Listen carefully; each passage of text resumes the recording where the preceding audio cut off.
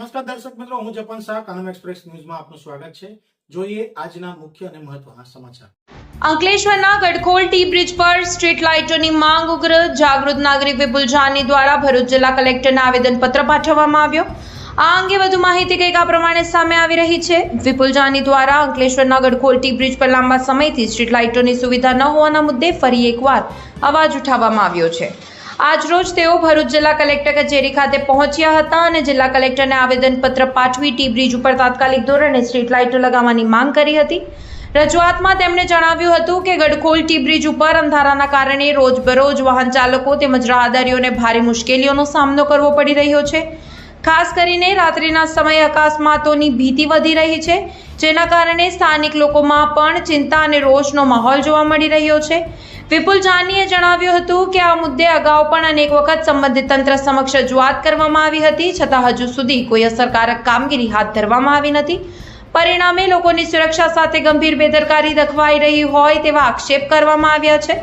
તેમણે વધુમાં ચેતવણી આપતા જણાવ્યું હતું કે જો આગામી 15 દિવસમાં જિલ્લા વહીવટીતંત્ર દ્વારા યોગ્ય પ્રતિસાદ આપવામાં નહીં આવે અને ગડખોલ ટી બ્રિજ ઉપર સ્ટ્રીટ લાઇટો લગાવવાની કામગીરી શરૂ નહીં કરવામાં આવે તો અંકલેશ્વર તાલુકાની જનતા સાથે રાખી પ્રતિક ઉપવાસ આંદોલન શરૂ કરવામાં આવશે। હાલ સમગ્ર મામલે સ્થાનિક નાગરિકોમાં ચર્ચા જાગી છે અને હવે જિલ્લા વહીવટીતંત્રએ રજૂઆતના કેટલા ગંભીરતાથી લે છે તે જોવાનું રહ્યું। રિપોર્ટર રવિ સૈયદ, ભરૂચ। વિપુલ જાની અંકલેશ્વરથી જે રીતે 14 તારીખે ટી બ્રિજ ઉપર ઉપવાસ આંદોલન પર ઉતરેલું પ્રતિક ઉપવાસ આંદોલન પર, એનું કારણ એ છે કે અંકલેશ્વર ગડખોલ ટી બ્રિજ પર છેલ્લા 5 વર્ષથી બનેલા આ બ્રિજ ઉપર સ્ટ્રીટ લાઇટો નથી, એના અભાવે રાત્રિના સમયે અકસ્માતો બહુ સર્જાય છે।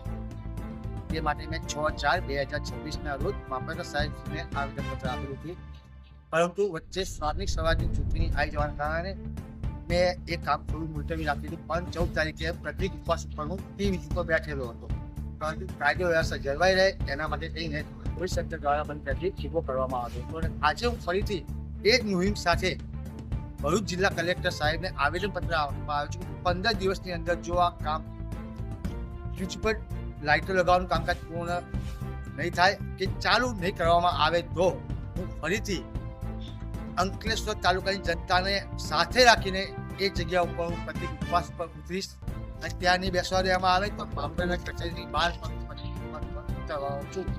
એ આ નક્કી છે, જ્યાં સુધી આ મારું આ કાર્ય અંકલેશ્વરની જાહેર જનતા માટે પૂર્ણ નહીં થાય ત્યાં સુધી હું ઉપવાસ પર રહીશ, આજથી 15 દિવસ પછી। જય હિન્દ, જય ભારત।